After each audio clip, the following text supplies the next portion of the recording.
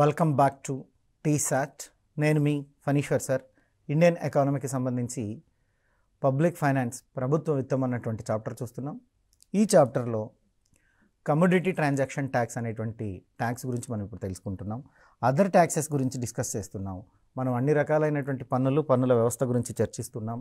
అందులో భాగంగానే commodity transaction tax అంటున్నారు. ఈ కమోడిటీ ట్రాన్సాక్షన్ ట్యాక్స్ అనేటువంటి దాన్ని 2004-05 బడ్జెట్లో ప్రకటన చేయడం అనేటువంటిది జరిగింది. ఎప్పటి నుంచి వచ్చిందండి ఇది community tax?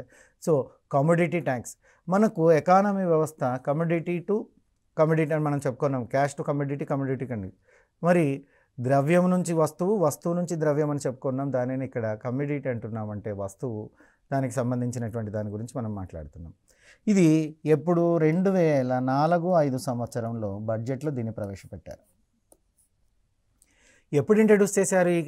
So commodity transaction tax అంటున్నారు. ఈ కమోడిటీ ట్రాన్సాక్షన్ ట్యాక్స్ని 2004 and 2005 బడ్జెట్లో దీన్ని అనౌన్స్ చేయడం అన్నటువంటి జరిగింది, ప్రకటన చేశారు. సో కమోడిటీ ఎక్స్చేంజ్ లావాదేవీలపై 0.01% పన్నును ఇందులో విధిస్తారు. అంటే ఏవైనా వస్తువుల్లో మార్పిడి జరిగినప్పుడు వస్తు మార్పిడిలపై విధించేటువంటి పన్ను అంటారు. అంటే కమోడిటీ ఎక్స్చేంజ్, ట్రాన్సాక్షన్ ఎక్స్చేంజ్, వస్తువులను మార్పు చేస్తే ఆ లావాదేవీలపైన 0.01% పన్నుగా విధిస్తారు. 0.01% పన్నుగా విధిస్తారు. మరి 2009-10 సంవత్సరం వరకు ఇది కంటిన్యూ అయ్యింది.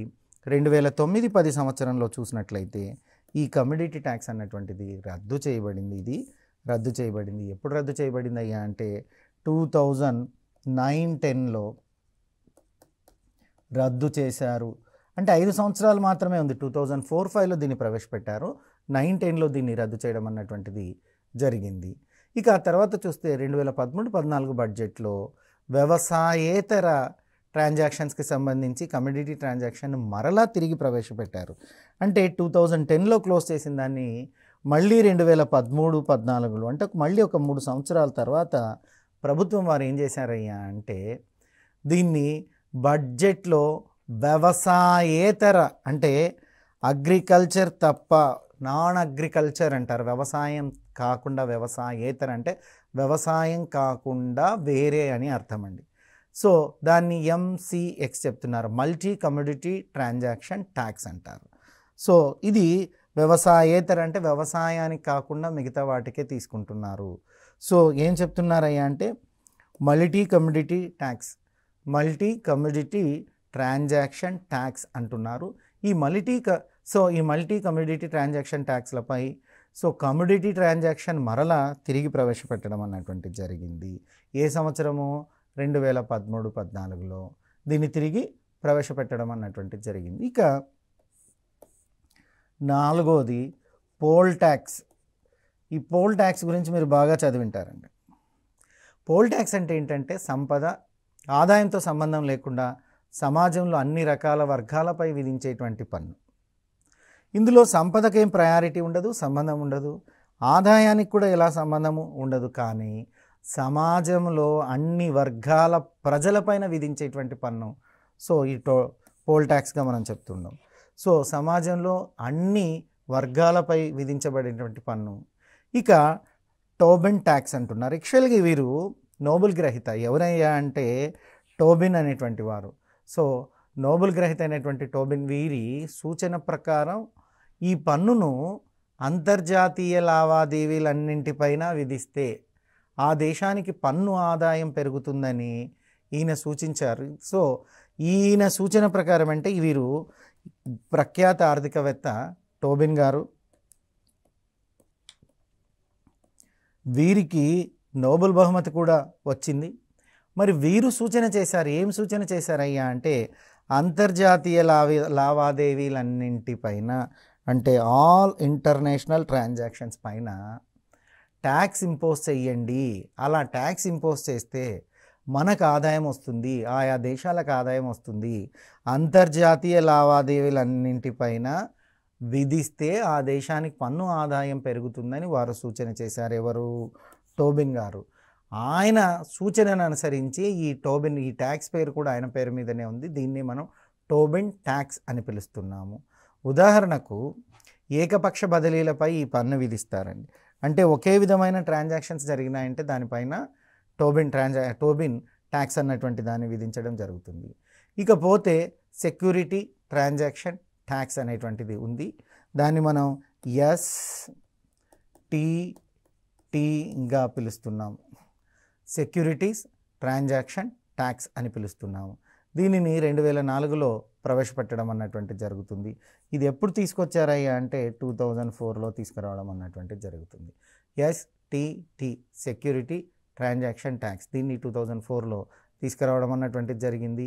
ఇది ఏం చేస్తుందయ్యా అంటే సెక్యూరిటీ లావాదేవీలపైన ట్యాక్స్ విధించబడుతుంది. సెక్యూరిటీ లావాదేవీలు ఏవైతే ఉన్నాయో ఆ సెక్యూరిటీ లావాదేవీల మీద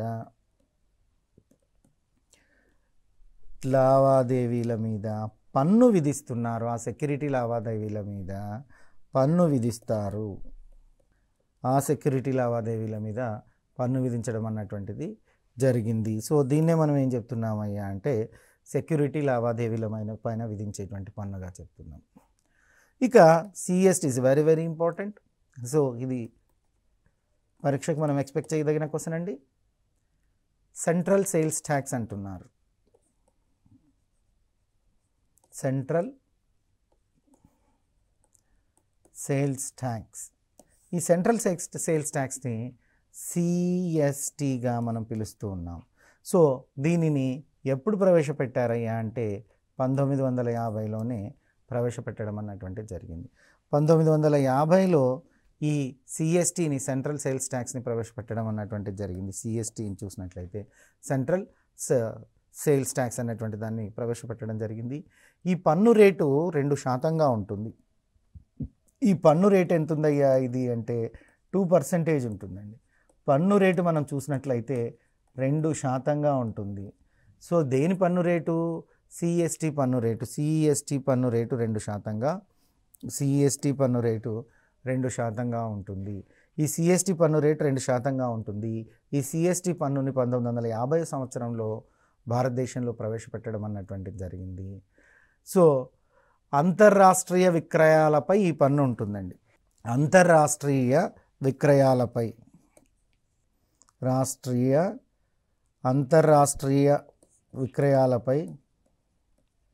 ఈ పన్ను విధించడం అన్నటువంటిది జరుగుతుంది. ఇది ప్రస్తుతం GSTలో విలీనం చేశారు. ప్రస్తుతం ఈ సెంట్రల్ సేల్స్ ట్యాక్స్ అనేది GSTలో విలీనమైంది. GSTలో విలీనం చేశారు. దేన్ని విలీనం చేశారు? సెంట్రల్ సేల్స్ ట్యాక్స్ ఏదైతే మనం CST అనుకుంటున్నామో CSTని GSTలో విలీనం చేయడం అన్నటువంటిది జరిగింది. ఇక పన్ను సంస్కరణల కమిటీలో చూసినట్లయితే రాజా చెల్లయ్య కమిటీ అనేటువంటి ఒక కమిటీ ఉంది. So very very important. Raja Chellaiah committee. ఈ రాజా చెల్లయ్య కమిటీ చూద్దాం. ఈ కమిటీని 1991లో ఏర్పాటు చేశారు. ఈ కమిటీని ఎప్పుడు ఏర్పాటు చేశారయ్యా అంటే 1991లో ఏర్పాటు చేశారు. ఇది 1993లో నివేదికను సమర్పించింది. సో రాజా చెల్లయ్య కమిటీ ఎప్పుడు అపాయింట్ చేశారు? ఏర్పాటు 1991లో ఏర్పాటు చేశారు. నివేదికను ఎప్పుడు సమర్పించింది అయ్యా అంటే నివేదిక 1993లో నివేదికను సమర్పించింది. 1993లో నివేదికను సమర్పించడం అంటూ జరిగింది. 1991లో దీన్ని ఏర్పాటు చేశారు. సో నివేదికను 93లో సమర్పించింది ఎవరు? రాజా చెల్లయ్య కమిటీ. సో రాజా చెల్లయ్య కమిటీ గురించి మనం మాట్లాడుతున్నాం. ఈ రాజా చెల్లయ్య కమిటీని 91లో నియమించారు. నివేదికను 93లో సమర్పించడం అంటూ జరిగింది. ఈ కమిటీ తన నివేదికలో 2 అంశాలను ప్రతిపాదించింది. ఏ కమిటీ? రాజా చెల్లయ్య కమిటీ. రాజా చెల్లయ్య కమిటీ ఏం చేసిందయ్యా అంటే 2 అంశాలను ఈ కమిటీ తన నివేదికలో 2 అంశాలను ప్రతిపాదించింది. 2 అంశాలను ప్రతిపాదించడం అన్నటువంటిది జరిగింది. ప్రస్తుతం ఉన్న పన్ను లోపాలను తొలగించడం. సో ఆ 2 ప్రతిపాదనల్లో చూసినట్లయితే మొదటిది ఏంటంటే ప్రస్తుతం ఉన్న పన్ను లోపాలను తొలగించడం. ప్రస్తుతం ఉన్నటువంటి పన్ను లోపాలను తొలగించడం. అదేవిధంగా ఆదాయం పెంచే మార్గంలో మరింత ఉత్పాదకతను పెంచడం. సో అదేవిధంగా ఆదాయం పెంచేటువంటి మార్గంలో మరింత ఉత్పాదకతను పెంచడం అన్నటువంటిది జరుగుతుంది. సో ఈ కమిటీ తన నివేదికలో, రాజా చెల్లయ్య కమిటీ తన రిపోర్ట్ సబ్మిట్ చేస్తూ 2 అంశాలకును ప్రపోజ్ చేసింది, 2 అంశాలను ప్రతిపాదించింది. ఆ 2 అంశాలు ఏంటయ్యా అంటే, ప్రస్తుతం ఉన్న పన్ను లోపాలను తొలగించడం. అంటే ప్రస్తుతం అంటే ఇది 1991లో వేశారు, 1993లో నివేదిక ఇచ్చింది. ఇది ఏర్పాటు, ఇది నివేదిక. కాబట్టి ఈ రోజు కంటే 1991 నాటికి ఉండేటువంటి పన్నులలో లోపాలను తొలగించడం అన్నటువంటిది ప్రధాన సిఫార్సు, మేజర్ అడ్వైస్. ఆ తర్వాత చూసినట్లయితే ఆదాయం పెంచే మార్గంలో మరింత ఉత్పాదకతను పెంచడం, ఆదాయం పెంచేటువంటి మార్గంలో మరింత ఉత్పాదకతను పెంచడం అన్నటువంటిది ఉంది. ఇక తర్వాత చూస్తే సిఫార్సులను గురించి మనం 1 by 1 రాజా చెల్లయ్య కమిటీ సిఫార్సులను చూద్దాం. రాజా చెల్లయ్య కమిటీ సిఫార్సులు. సో రాజా చెల్లయ్య కమిటీ సిఫార్సులు చూసినట్లయితే, పన్నులు సాధారణంగా మరియు సాధ్యమయ్యేలాగా విధించాలి.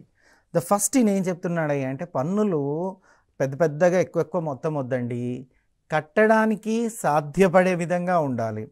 పన్నులు సాధారణంగా ఉండాలి, సాధ్యమయ్యేలాగా ఉండాలి. అంటే పన్నులు కట్టడానికి పాజిబిలిటీ ఉండాలి, సాధ్యమైన అంటే తక్కువగా విధించమని అర్థం.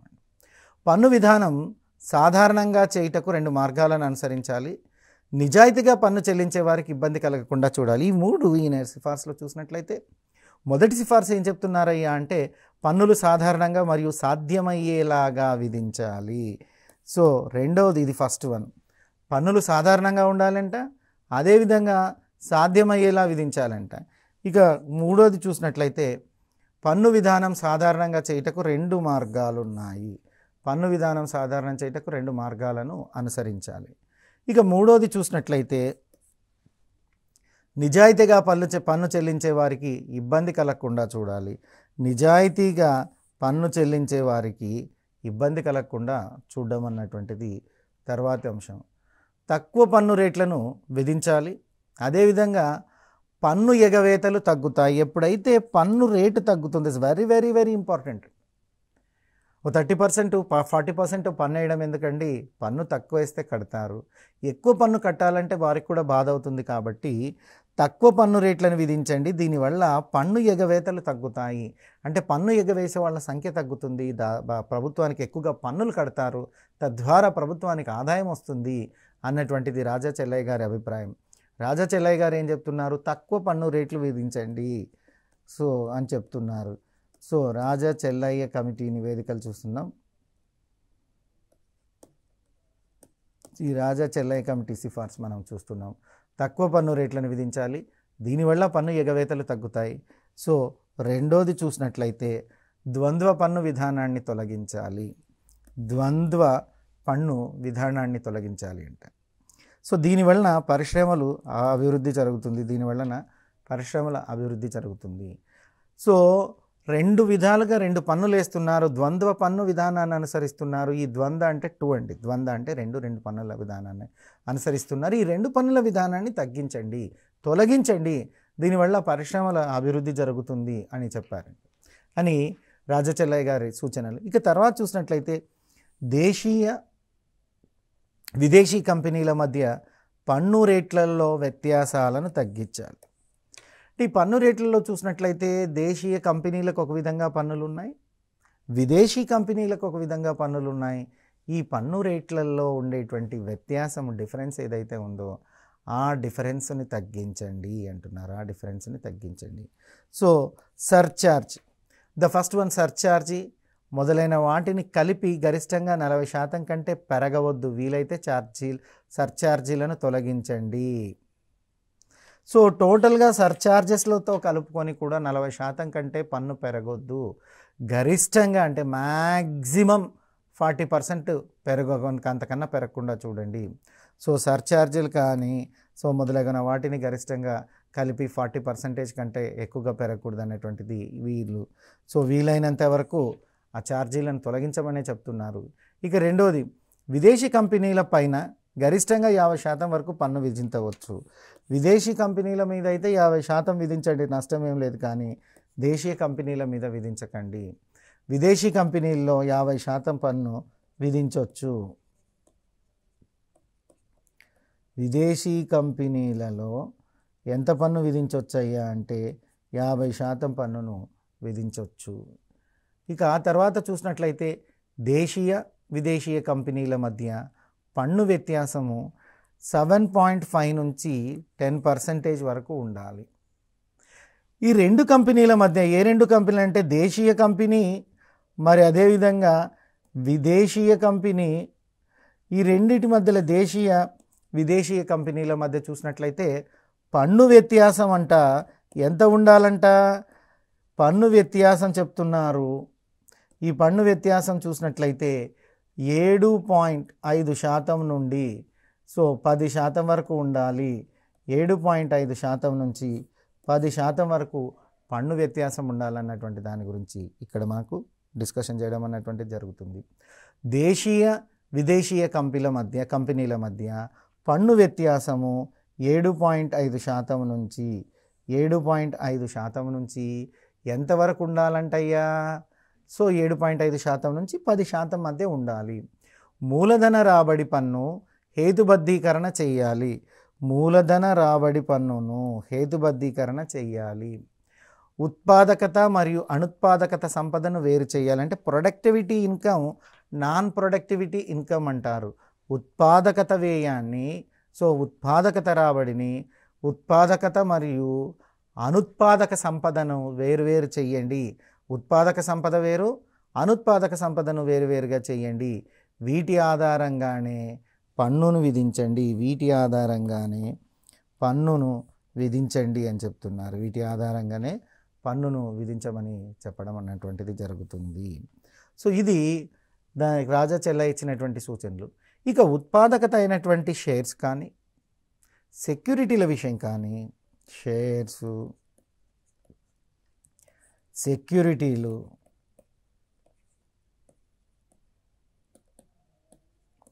బాండ్సు,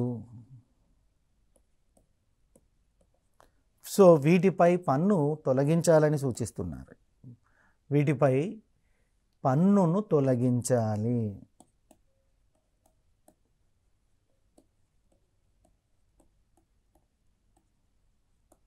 వేటిపై పన్నును తొలగించాలి? షేర్లపై కానీ, సెక్యూరిటీలపైన, షేర్లపైన, సెక్యూరిటీలపైన, బాండ్స్ పైన వచ్చేటువంటి పన్నును తొలగించడం అన్నటువంటిది జరుగుతుంది. షేర్స్ పైన, సెక్యూరిటీస్ పైన, బాండ్స్ పైన వచ్చేటువంటి పన్నులను తొలగించాలని, తద్వారా ఉత్పాదకత వస్తువులు లేదా సంపద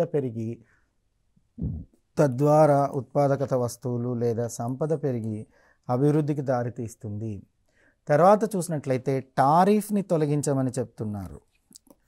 టారిఫ్స్ని తొలగించమని కూడా రాజా చెల్లయ్య తన సూచనలో తెలియజేయడం అన్నటువంటిది ఉంది. టారిఫ్ని తొలగించండి అని. ఇకపోతే కస్టమ్స్ డ్యూటీ విషయంలో క్రింది 3 అంశాలను అనుసరించాలి.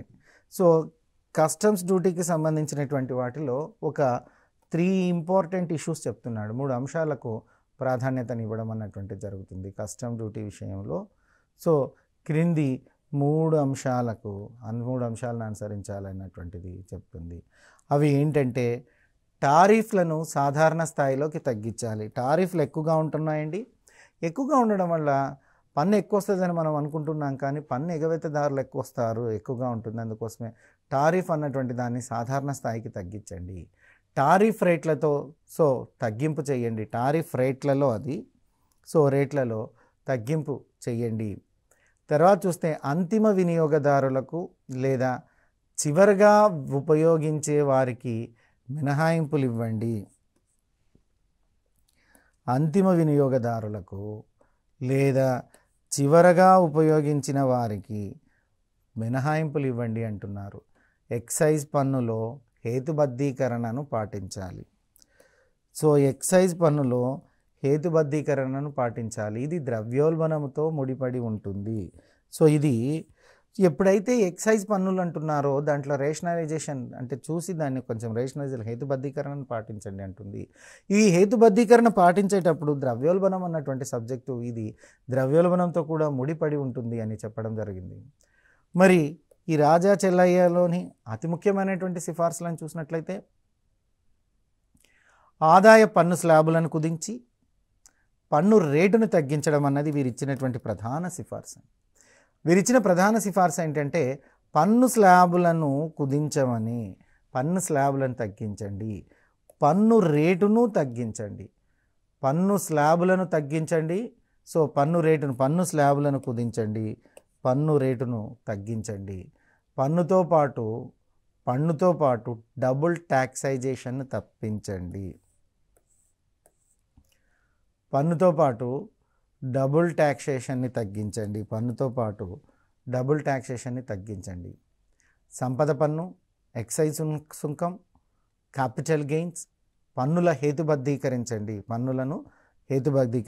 ఏ పన్నులను హేతుబద్ధీకరించమని చెప్తున్నాడయ్యా అంటే వెల్త్ ట్యాక్స్, సంపద పన్ను, దీన్ని కూడా హేతుబద్ధీకరించాల్సినటువంటి అవసరం ఉంది. దీన్ని సంపద పన్నును హేతుబద్ధీకరించండి. అదేవిధంగా ఎక్సైజ్ సుంకం ఏదైతే ఉందో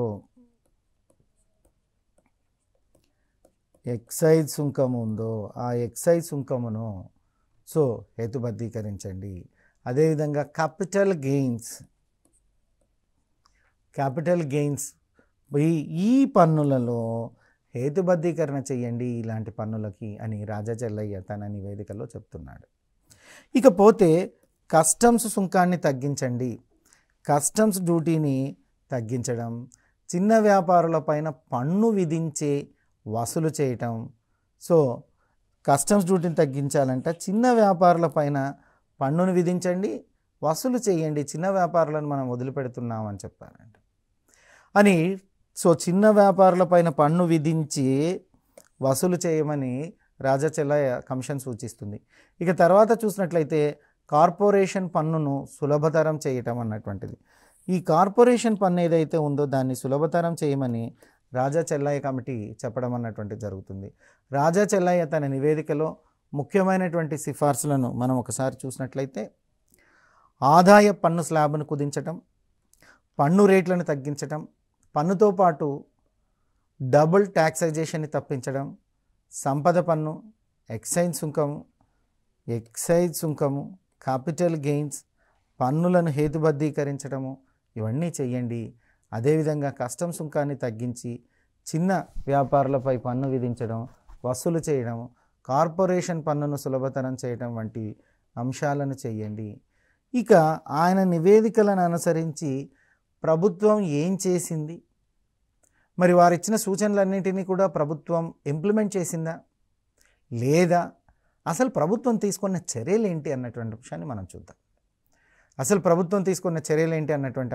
చూసినట్లయితే ఆదాయ పన్నును పునర్వ్యవస్థీకరణ చేసింది. గవర్నమెంట్ ఏం చేసిందయ్యా అంటే ఆదాయ పన్ను విషయానికి వస్తే ఈ ఆదాయ పన్ను ఏదైతే ఉందో ఈ ఆదాయ పన్నుని పునర్వ్యవస్థీకరణ చేసింది. ఆదాయ పన్నుని పునర్వ్యవస్థీకరణ చేసింది.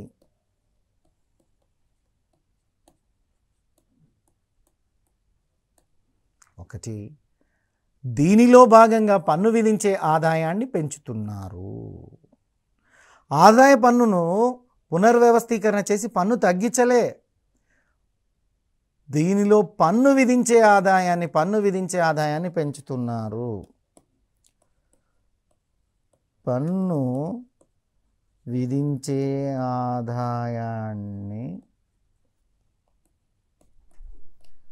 పెంచుతున్నారు. సో పన్ను విధించే ఆదాయం ఏదైతే ఉందో ఆ పన్ను విధించేటువంటి ఆదాయాన్ని ఇందులో పెంచడం అన్నటువంటిది జరుగుతుంది. మరియు పన్ను స్లాబులు తగ్గిస్తున్నారండి. 4 నుంచి 3 శాఖకి పన్ను స్లాబ్ అన్నటువంటిది తగ్గించడం జరిగింది. ఇక కార్పొరేషన్ పన్ను రేట్లు కూడా తగ్గించడం జరిగింది. అంటే కార్పొరేషన్ పన్ను స్లాబులు తగ్గించారు, పన్ను స్లాబులు ఏవైతే ఉన్నాయో ఆ పన్ను స్లాబ్లను తగ్గించారు. ఎంతకు తగ్గించారు? 4 నుండి 3% తగ్గించారు. సో 4 to 3%కి తగ్గించడం అన్నటువంటి జరిగింది. ఇక కార్పొరేషన్ పన్ను రేట్లు కూడా తగ్గించారు. కార్పొరేట్ పన్ను రేట్లను ఏం చేశారయ్యా అంటే వీటిని కూడా తగ్గించడం జరిగింది. ఇది మనము ఇంతవరకు నేర్చుకున్నటువంటిది ఈ ఎపిసోడ్లో ఏం నేర్చుకున్నామయ్యా అన్నటువంటి దాన్ని చూసినట్లయితే, సో మనం ఇక్కడ కొన్ని రకాలైనటువంటి ట్యాక్సెస్ తెలుసుకున్నాం. ఇక్కడ నుంచి చూస్తున్నాం కమోడిటీ ట్రాన్సాక్షన్ ట్యాక్స్ అంటున్నారు. అంటే వస్తు మార్పిడులపైన విధించేటువంటి పన్ను అనేటువంటి దాన్ని మనం చూస్తున్నాం. సో కమోడిటీ ఎక్స్చేంజ్ లావాదేవీలు జరిగినప్పుడు 0.01% పన్ను అన్నటువంటిది విధించడం జరుగుతున్నారు. ఇది 2004-05లో ప్రవేశపెట్టారు, 2009-10లో రద్దు చేశారు, మళ్ళీ తిరిగి 2013-14లో దీన్ని తీసుకురావడం అన్నటువంటిది జరిగింది. ఇక పోల్ ట్యాక్స్ సంపద ఆదాయంతో సంబంధం లేకుండా సమాజంలో అన్ని రకాల వర్గాలపై విధించబడేటువంటి పన్ను. తర్వాత చూసినట్లయితే టోబిన్ ట్యాక్స్, నోబెల్ గ్రహీత టోబిన్ సూచనల ప్రకారం ఈ పన్నును అంతర్జాతీయ లావాదేవీలు అన్నింటిపైన విధిస్తూ ఉన్నారు. ఇక సెక్యూరిటీ ట్రాన్సాక్షన్ ట్యాక్స్ అంటున్నారు, దీన్ని 2004లో ప్రవేశపెట్టబడినటువంటిది జరిగింది.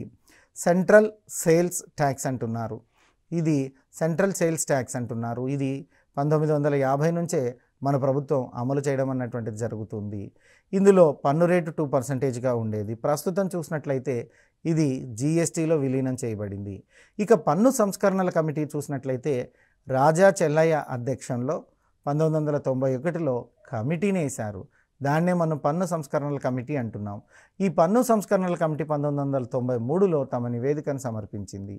ఈ కమిటీ తమ నివేదికలో 2 అంశాలను ప్రతిపాదించింది. 1, ప్రస్తుతం ఉన్న పన్ను లోపాలను తొలగించడము, 2, ఆదాయం పెంచే మార్గంలో మరింత ఉత్పాదకతను పెంచడము.